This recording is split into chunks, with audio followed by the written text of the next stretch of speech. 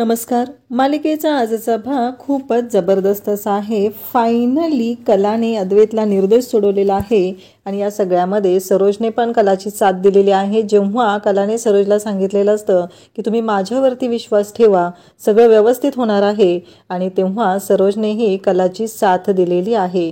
नक्की हे सगळं कशा पद्धतीनं घडणार आहे ते आपल्याला आजच्या या व्हिडिओमध्ये पाहायला मिळणार आहे. तर आता अद्वैत त्याचबरोबर कला सरोज पोलीस स्टेशनमध्ये आलेले असतात आणि पत्रकारांना तिथे ऑलरेडी राहुलने पाठवून खूप मोठा गोंधळ घालून ठेवलेला असतो आणि पत्रकार तिथं पोहोचलेले असतात. त्याच वेळी घडतं असं की एवढ्या सगळ्या गोष्टी झालेल्या पत्रकारांना कशा कळतात ह्या गोष्टीचा धक्का सरोजला पोहोचलेला असतो. मग आता कला तिथे समोर येते आणि म्हणते की तुम्ही पत्रकार आहात, मला तुमच्याबद्दल आदर आहे, पण आत्ता जे काही तुम्ही करत आहात या सगळ्याचा परिणाम काय आहे तुम्हाला माहिती आहे का? कारण तुम्ही बिनबुडाचे आरोप करताय. अद्वैत चांदेकर यांच्यावरती कोणताही आरोप अजूनही सिद्ध झालेला नाही, त्याच्या आधी तुम्ही त्याला आरोपी घोषित करत आहात. हे तुमचं चुकलेलं आहे. एक गोष्ट लक्षात ठेवा, अजून अद्वैत चांदेकरवर कोणताही गुन्हा दाखल झालेला नाही, कारण त्या मुलीने जरी गुन्हा दाखल केलेला असला तरीही अद्वैत चांदेकर निर्दोष आहे. हे सगळं कला पोलतीदेव सांगत असते आणि ती म्हणत असते की तुम्ही जे काही आत्ता बोलताय ना त्या सगळ्या गोष्टी तुमच्या लक्षात आलेल्या असतील, परंतु तुम्ही आत्ता असे आरोप करू शकत नाही. अजून चौकशीसाठी ताणलेलं आहे आणि जेव्हा चौकशी होईल, जेव्हा सगळ्या गोष्टी होतील, तेव्हा तुम्हाला मी स्वतः या सगळ्या गोष्टी सांगेल, पण आत्ता तोपर्यंत तुम्ही कोणतेही आरोप आमच्यावरती करू शकत नाही. हे बोलल्यानंतर इकडे कला त्याचबरोबर अद्वैत सरोज तिथे असतात आणि कला रिपोर्टरला सांगते की आता तुम्ही कुठल्याही उलटसुलट बातम्या देऊन ही न्यूज पसरवण्याचा विचार करू नका. त्याचवेळी इकडे आपल्याला पाहायला मिळतं की कलाने ठणकावून सांगितलेलं असतं. कला ही अद्वैतच्या पाठीशी खंबीरपणे उभी राहिलेली असते. कलाने दाखवून दिलेलं असतं की ती काय करू शकते. तेव्हा इन्स्पेक्टर साहेब असतात, त्यांना प्रश्न विचारले जातात आणि मग इन्स्पेक्टर साहेबांना इकडे इन्स्पेक्टर साहेबी सांगतात की आत्तापर्यंत तुम्हाला मी एवढ्याच गोष्टी सांगू शकतो, तुर्तास एवढंच आहे, जे काही घडेल ते तुमच्या सगळ्यांच्या समोर येईल. परंतु इन्स्पेक्टर साहेबांवरतीही तिथे आरोप केले जात असतात की हे सगळं काय आहे, कारण काहीही झालं तरीही आत्ता त्यांच्यावरती आरोप असे केले जात आहेत की अद्वैत चांदेकर ही खूप मोठी पार्टी आहे, म्हणून अद्वैत चांदेकरला तुम्ही सोडून देणार आहात का, असे आरोप केले जात असतात. परंतु इथे कला त्याचबरोबर बाकीचे सगळेजण अद्वैतच्या पाठीशी उभे असतात. त्याचवेळी इकडे पाहायला मिळतं ते म्हणजे आता इन्स्पेक्टर साहेबही आत निघून जातात. या सगळ्या गोष्टी अशा इतक्या विचित्र पद्धतीने घडत असतात की कळायला मार्गच नसतो. कला आणि अद्वैत यांनाही अजून विचार करायला तिथे वेळच मिळालेला नसतो. त्याचबरोबर इन्स्पेक्टर साहेबांनी सगळ्या मीडियाला तिथे थांबवलेलं असतं आणि सांगितलेलं असतं. ते मुलीला आणलं जातं तेव्हा ती मुलगी तोंडाला ओढणी लावून आलेली असते. सगळेजण तिथं असतात, सगळेजण पाहत असतात आणि त्याच वेळी या सगळ्या गोष्टी जेव्हा घडत आहेत तेव्हा ती मुलगी आता मीडियाच्या समोर आलेली आहे आणि तिने बोलायला सुरुवात केलेली असते. ती मुलगी मीडियाच्या समोर येऊन बोलत असते की हा माणूस आमच्या गावात आला होता, त्याने माझ्यावरती तिथे हात टाकलेला आहे, या माणसाने माझा विनयभंग केलेला आहे आणि हा मोठा माणूस आहे, मोठी आसामी आहे, म्हणून माझा आवाज दाबण्याचा प्रयत्न केला जातोय. हे सगळं ती मुलगी ठणकावून सांगत असते आणि तेव्हा सरोज तिथे तिला बोलायला जाणार असते. तेव्हा कला म्हणत असते, सरोज मॅडम थांबा, मलाही खूप राग येतोय, कारण आता चांदेकरवरती नसते आरोप केले जात आहेत, पण तुम्हाला एक गोष्ट सांगू का, आता जर आपण जाऊन काही बोललो तर आपल्या बोलण्यामुळं, आपल्या वागण्यामुळं चांदेकरला त्याचं नुकसान होऊ शकतं. हे सगळं कला तिथे सरोजला सांगते आणि थांबवते आणि ती मुलगी बोलत असते, मीडियाच्या समोर रडत असते, हात जोडत असते. तिचं असं म्हणणं असतं की माझ्यावर अन्याय झालेला आहे, तुम्ही सगळेजण माझा आवाज बना, माझ्यासाठी तुम्ही लढा. हे सगळं तिनं सांगण्याचा प्रयत्न करत असते.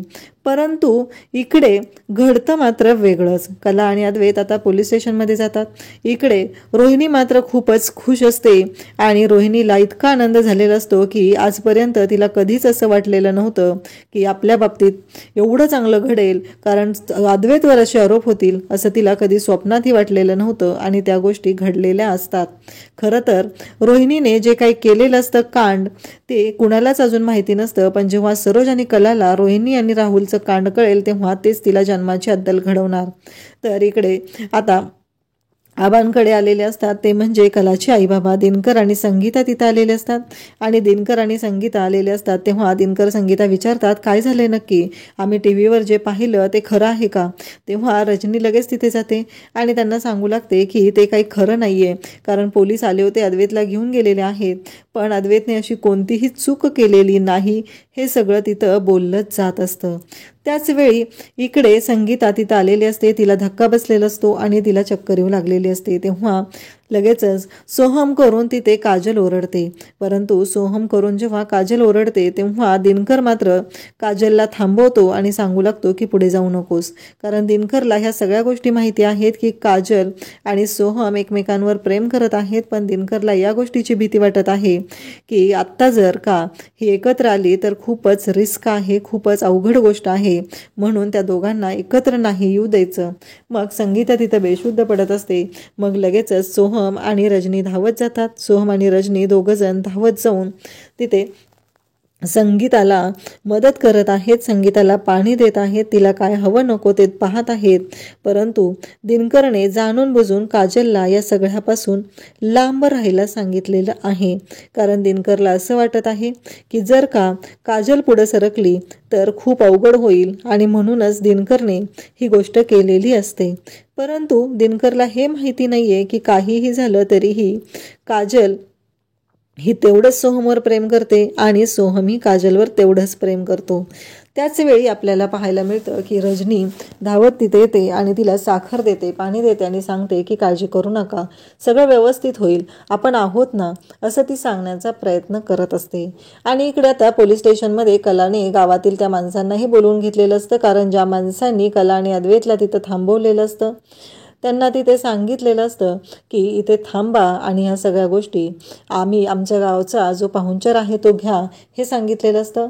त्यांनाही तिने बोलवलेलं असतं आणि त्याचबरोबर या गोष्टी तिथे बोलायला सुरुवात झालेली असते. आणि त्यानंतर आपल्याला पाहायला मिळतं की सगळ्या बायकाही तिथं आलेल्या असतात, ज्या बायकांनी ह्या सगळ्या गोष्टी तिथं पाहिलेल्या असतात, सांगितलेलं असतं. आणि त्याचवेळी कला तिथे म्हणत असते की काहीही झालं तरीही मला माहिती आहे की अद्वैत चांदेकर कसा आहे, आणि अद्वैत चांदेकरवर कुणी कसेही आरोप केले तरीही माझं मात्र त्याच्यावरती पूर्ण लक्ष आहे, कारण अद्वैत चांदेकर हा माझा नवरा आहे आणि त्या बाबतीत मी त्याच्या पाठीशी खंबीरपणे उभी आहे, हे कला तिथं बोलत असते. त्या बायका म्हणतात की अहो आम्ही तुम्हाला सांगतो की आम्हीच त्यांना सांगितलेलं आहे, तेच आमच्या गावचे आता जावई झालेले आहेत, असं कला म्हणत असते. ते कलाच्या बाजूने त्या गावच्या मावशी आहेत, त्या बोलत असतात. त्या म्हणत असतात की अहो ही दोघं आमच्या गावात आलेली खरंच खूप चांगला माणूस आहे, एवढा मोठा माणूस, पण त्याने कधीच आम्हाला दाखवून दिलं नाही की तो एवढा मोठा आहे आणि एवढं सगळं आहे. परंतु आता मग कला म्हणते एवढं तुम्ही सांगत आहात, मी माझ्या नवऱ्याबद्दल खात्री देत आहे, पण तुमच्या गावची ही मुलगी आहे, तुम्ही हिच्याबद्दल खात्री देऊ शकता का? म्हणजे हिने खरंच चांगली आहे, हिने खरी आहे, ही खात्री तुम्ही देऊ शकता? तेव्हा त्या बायका म्हणू लागतात की नाही, आम्ही नाही देऊ शकत हिच्याबद्दल खात्री, कारण काहीच दिवसांपूर्वी ती आमच्या गावामध्ये राहायला आलेली आहे, तिचा आणि आमचा तसा काही संबंध नाही आहे, उलट आम्हालाच तिच्या वागण्यावर तिच्या बोलण्यावर संशय आलेला होता, हे सगळं बोललंच जात असतं. आणि त्याचबरोबर म्हणत असतात की अहो आम्ही तिच्याबद्दल काहीही सांगू शकत नाही, कारण ती मुलगी कशी आहे ना ते आम्हाला माहितीच नाही. स्पष्टपणे त्या बायकांनी तिथे त्या मुलीवरच्या बाबतीत हात झटकून रिकाम्या झालेल्या असतात. त्या म्हणालेल्या असतात की ही मुलगी कोण आहे, हिच्याबद्दल आम्हाला काहीही माहिती नाही, कारण आम्ही तिच्याबद्दल कोणतीच तुम्हाला खात्री देऊ शकत नाही, या स्पष्ट भाषेमध्ये त्यांनी सांगितलेलं असतं. आणि एवढंच सांगून त्या थांबलेल्या नसतात, तर त्या म्हणालेल्या असतात की ती आमच्या गावात काहीच दिवसांपूर्वी राहायला आलेली आहे, त्यामुळं तिचा आणि आमचा तसा फारसा काही संबंध नाही, ती आमच्या सगळ्यांपासून फटकूनच राहत होती. आणि हे बोलता क्षणी लगेचच तो जो फोटोग्राफर असतो तो बोलायला सुरुवात करतो, तो तिला खुणवतो आणि म्हणतो की तुझं कार्ड वापरायला सुरुवात कर, म्हणजे वुमन कार्ड वापरायला सुरुवात कर आणि रडायला सुरुवात कर. ती म्हणत असते बघितलं ना, माझ्यावर अन्याय झालेला आहे, पण माझ्या बाजूने साथ द्यायला इथं कोणीही नाही, मला कोणीही मदत करायला येत नाही, आणि बायका असून तुम्हीही माझ्याशी अशा पद्धतीनं वागत आहात, हे सगळं ती बोलत असते. आणि इकडे कला त्याचबरोबर सरोज, कला म्हणत असते की काय गं तू, म्हणजे मला एक कळत नाही आहे, तुझ्यावर अन्याय झाला आहे, सगळं मान्य आहे मला, तू माझ्या नवऱ्यावरती आरोप केलेले आहेत, पण एक सांग मला की हे सगळं कधी झालं? मी तर माझ्या नवऱ्याबरोबर तिथंच होती. मग ती लगेचच म्हणते, हे बघा फोटो आहेत माझ्याकडे, याने माझ्यावरती हात टाकलेला आहे असं म्हणत ती फोटो पोलिसांना दाखवू लागते. पोलीस ते फोटो पाहतात तेव्हा त्यांनाही खरं तर धक्का बसलेला असतो, कारण ते फोटो इतके भारी असतात ना, त्या फोटोकडे पाहूनच कळत असतं की नक्की काय घडलेलं आहे. कारण त्या फोटोमध्ये ती मुलगी हसत असते, अद्वैत नशेत असतो, अद्वैतने भांग पिलेली असते, त्याच्या हातामध्ये ते मटकं असतं, त्याच्यामध्ये ती भांग असते, तो पीत असतो आणि त्याचबरोबर हे सगळं घडत असतं. कलाने मात्र त्या मुलीची पूर्णच वाट लावलेली असते. कलाने त्या मुलीला दाखवून दिलेलं असतं की तू काय आहे. आणि मग इन्स्पेक्टर साहेब म्हणतात की मला एक कळत नाहीये की हे जे फोटो काढले गेलेले आहेत या फोटोमध्ये स्पष्ट दिसत आहे की तुम्ही या सगळ्यासाठी स्वतःहून तयार होता, म्हणजे तुम्हीच या सगळ्यासाठी हे केलेलं आहे, सपोर्ट केलेला आहे, कारण तुम्ही तर प्रोत्साहन देत आहात ना. हे ऐकल्यानंतर त्या मुलीला धक्का बसतो. ती म्हणू लागते, अहो काय बोलताय तुम्ही हे सगळं? तेव्हा इन्स्पेक्टर साहेब म्हणतात की हे बघा, आम्ही इथे ड्युटी करत आहोत आणि आम्हाला या फोटोमध्ये जे दिसत आहे त्यावरूनच मी हे सगळं सांगत आहे. तेव्हा कला म्हणत असते की मला एक विचारायचं आहे की असं एवढा एखाद्या मुलीला त्रास दिला जातोय आणि त्याचे फोटो कोण काढतं? फोटो कोणी काढलेले? कोण होतं फोटोग्राफर? तेव्हा गावकरी सांगू लागतात की हाच होता फोटोग्राफर, यानेच काढलेले आहेत ते फोटो. असं म्हणता क्षणी कला म्हणते, काय म्हणजे मला एक कळत नाहीये की तुमच्या गावातल्या एखाद्या मुलीच्या बाबतीत एवढी वाईट गोष्ट घडत आहे, तिच्यावरती विनयभंग केला जात आहे आणि तुम्ही शांतपणे फोटो काढत बसताय. म्हणजे तुम्हाला असं वाटलं नाही की तिची मदत करावी? तेव्हा तो मुलगा म्हणतो, हो मॅडम काय बोलताय तुम्ही, हे मी तिची मदतच तर करत होतो, कारण पुरावे नको का? पुरावे लागतातच ना. आणि मग कलाने आता उलटसुलट प्रश्न विचारताच त्या मुलीची बोलती बंद होते आणि ती मुलगी म्हणू लागते की अहो बघितलं ना, एक बाई असून तू माझ्यावरती असे आरोप करते, माझ्यावर अन्याय झालेला आहे, माझ्या बाबतीत एवढं चुकीचं घडलेलं आहे आणि तू माझ्यावरतीच आरोप करते असं कलाला ती म्हणू लागते. कला म्हणत असते, हो बरोबर आहे, मी तुझ्यावरती आरोप करते, कारण तुझ्यावरती जर विनयभंग होत होता तर तू एवढं शांतपणे राहून हे सगळं कसं काय सहन करत होतीस, हेच तर मला कळत नाहीये ना, म्हणूनच तर तुझ्यावरती मी आरोप करत आहे.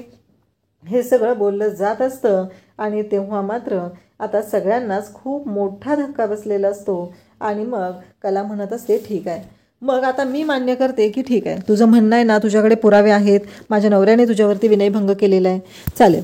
पण तेव्हा सरोजला मात्र राग येतो. सरोज म्हणते, तू काय बोलतेस, माझ्या मुलाला याच्यामध्ये अडकवतेस की काय? तू अजिबात चालणार नाही आहे. आणि मग सरोज कलाला घेऊन बाजूला जाते. तिथे असलेली लोक पण असतात, तेही पाहत असतात.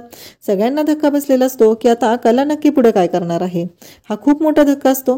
परंतु सरोजला मात्र राग आलेला असतो. सरोज म्हणते की नाही, तुझ्या या मूर्खपणासाठी मी माझ्या मुलाचा बळी देणार नाही, कारण माझ्या मुलाने असं काहीही केलेलं नाही, हे मला माहिती आहे आणि तू त्याच्यावरती असे आरोप करू शकत नाही.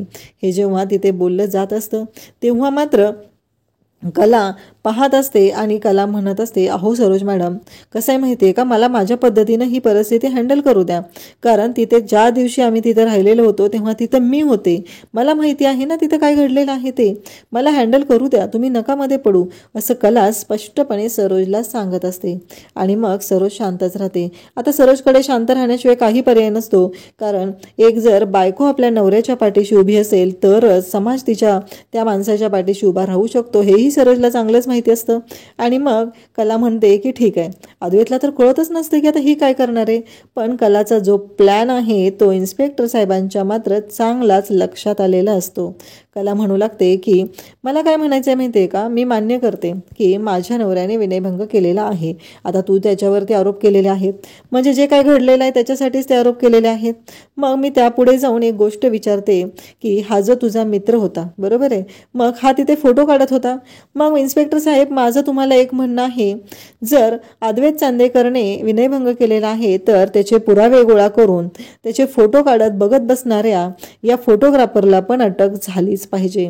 आणि त्याच्या विरोधात तुमच्याकडे पुरावाही आहे, त्याने काढलेले ते फोटो आणि त्याचा कॅमेरा, त्याच्यामुळे ही गोष्ट घडलीच पाहिजे, असं कला बोलत असते. आणि तेव्हा मात्र तो फोटोग्राफर तिथे येतो आणि तो म्हणू लागतो की काय बोलताय तुम्ही हे सगळं, माझ्याकडे काही नाही आहे, मी काही केलेलं नाही आहे, असं तो बोलत असतो. आणि त्या क्षणी कलाने तिथे गेम फिरवलेला असतो आणि दाखवून दिलेलं असतं की हे नक्की काय आहे, हे कोणाचं कारस्थान आहे, हे कलाने एका सेकंदात सगळ्यांच्या समोर आणलेलं असतं आणि कलाने दाखवून दिलेलं असतं की हे बघा काय आहे. आणि मग तो मुलगा म्हणू लागतो की नाही नाही, मी काही केलेलं नाही, मी यामध्ये काहीही केलेलं नाही, माझा काही दोष नाही आहे, कारण हिनंच मला बोललेली होती की खूप मोठा मासा गळायला लागलेला आहे. जेव्हा हे गावात राहायला आले तेव्हा आम्ही त्याच्याबद्दल माहिती काढलेली आणि मग ही मुलगी मला म्हणाली की आपल्या हाताला खूप मोठा मासा गळायला लागत आहे, तर आपण त्याचा कापूया त्याला, असं ती मला बोललेली आहे. आणि मग तिने गळ टाकायचं ठरवलं आणि मग अद्वैत चांदेकरला अडकवलं गेलेलं आहे. इतक्या विचित्र पद्धतीने त्यांनी साफळा रचलेला होता. आणि त्याच वेळी हवालदार तिथे इन्स्पेक्टर साहेबांना म्हणतात की हो तुमच्या लक्षात आलं का. मग ते कलाला म्हणतात की थांबा तुम्ही, अद्वैत चांदेकर निर्दोष आहे हे कलाने प्रूव्ह केलेलं असतं, कलाला तिथं थांबवलं जात असतं. आणि त्याच वेळेस घडतं मात्र वेगळंच, कारण त्या हवालदारांनी जुनी फाईल काढलेली असते आणि त्यामधले रेकॉर्ड काढलेले असतात आणि त्यांनी ते रेकॉर्ड दाखवलेले असतात आणि म्हणालेले असतात तुमच्या लक्षात आलं का, हीच ती जोडी, कारण गेली 1 वर्ष झालं फरार होती आणि आपण त्यांना शोधत होतो आणि ही जोडी आज आपल्याला सापडलेली आहे. म्हणजे कला आणि अद्वैत यांच्यामुळं एक गुन्हेगारांची जी जोडी आहे ती आता पोलिसांच्या हाती लागलेली असते आणि कला आणि अद्वैत यांच्यामुळे हे सगळं पॉसिबल झालेलं असतं. आणि त्याचबरोबर आता पोलिसांनी त्या दोघांना आत टाकलेलं आहे आणि त्यांना दाखवून दिलेलं आहे की त्यांची काय लायकी आहे. पण त्याआधी पोलिसांना कला रिक्वेस्ट करते की या दोघांनी बाहेर जाऊन पत्रकारांना, मीडियाला सांगितलं पाहिजे की चांदेकर जो आहे तो निर्दोष आहे, कारण अद्वैत चांदेकरनं काहीही केलेलं नाही हे तुम्हालाही माहिती आहे. आणि मग हे आता मीडियाच्या समोरही आलं पाहिजे, कारण मगाशीच या मुलीने सगळ्यांच्या समोर ही गोष्ट सांगितलेली होती. तर मला असं वाटतंय की आता तिने सगळ्यांच्या समोरच ही गोष्ट सांगावी की काहीही असलं तरीही अद्वैत चांदेकर याच्यामध्ये दोषी नाही. आणि मग मीडियाच्या समोर स्वतः इन्स्पेक्टर साहेब येतात आणि इन्स्पेक्टर साहेब सांगू लागतात की हे बघा, आत्ता जे काही घडलेलं होतं ते चुकीच्या पद्धतीनं घडलेलं होतं आणि त्याचबरोबर अद्वैत चांदेकर यामध्ये दोषी नाही, तर ती एक बनाव केलेला होता, पैसा मिळवण्यासाठी हा रचलेला बनाव होता. हे सगळं स्वतः इन्स्पेक्टर साहेबांनी बाहेर येऊन सांगितलेलं असतं. आणि त्याचबरोबर इकडे कला आणि अद्वैत तिथे पाहत असतात. कलामुळे आज निर्दोष अद्वैत सुटलेला असतो. अद्वैतवरती एवढी विनयभंगाची, मॉलिस्टेशनचे आरोप झालेले असतात, तरीही कलामुळे हे पॉसिबल झालेलं असतं. आणि या सगळ्यासाठी कलाकडे सरोज मात्र पाहतच राहते. आणि मग त्या मुलीला तिथं समोर आणलं जातं. कला तिला म्हणू लागते बोल ना आता, नाही बोल आता काय झालंय सांग मला, कारण काहीही झालं तरीही इतक्या वेळ तर तू माझ्या नवऱ्यावरती आरोप करत होतीस ना, तुला न्याय हवा होता, वुमन कार्ड वापरत होती, मग आता तेच वुमन कार्ड ओपन कर आणि सांग सगळ्यांना की काय घडलेलं होतं ते. मग त्या मुलीला घेऊन तिथे येतात आणि मीडियाच्या समोर तिने तोंड उघडायला तयार नसते, तेव्हा कला म्हणत असते की आता तोंड उघड आणि सांग सगळ्यांना की नक्की काय घडलेलं आहे. त्याचबरोबर ती मुलगी म्हणत असते की हो माझ्याकडून चूक झालेली आहे आणि मी या सगळ्याला चांदेकरांकडून पैसे लुबाडण्यासाठी त्याच्यावरती हे आरोप केलेले आहेत, हे सगळं बोललंच जात असतं. आणि मग कला मात्र त्या मुलीला दाखवून देते की तू आरोप केलेले आहेत, तू कोणत्याही पद्धतीनं कशीही वागलेली असली तरीही अद्वैत चांदेकर हा अद्वैत चांदेकर आहे आणि तो कधीही चुकीचं वागू शकत नाही. आणि सरोज मात्र पाहतच राहते. त्यानंतर कला पुढे निघालेली असते. सरोज आणि अद्वैत पाठीमागं असतात. अद्वैत कलाला थांबवतो. खरे थांब असं म्हणतो आणि म्हणू लागतो की खरंच खरे, आज तू माझ्यावरती विश्वास दाखवला आणि माझ्यावरती विश्वास दाखवल्यामुळंच मी या सगळ्यातून बाहेर पडलेलो आहे. आणि काहीही झालं तरीही तू मला आज दाखवून दिलेलं आहेस की आज तू सगळ्या जगाशी माझ्यासाठी भांडलेली आहेस आणि माझ्यासाठी हे सगळं केलेलं आहेस. आणि अद्वैत कलाचा हात हातात घेऊन तिला थँक्यू म्हणतो आणि सरोज मात्र पाहतच राहते. म्हणजे ही घटना घडली, पण या घटनेमुळे अद्वैत आणि कला आणखी एकत्र आलेले आहेत. कलाने अद्वैतच्या पाठीशी खंबीरपणे उभे राहत त्याचं रक्षण केलेलं आहे. अशाच अपडेटसाठी चॅनलला सबस्क्राईब करा. थँक्यू.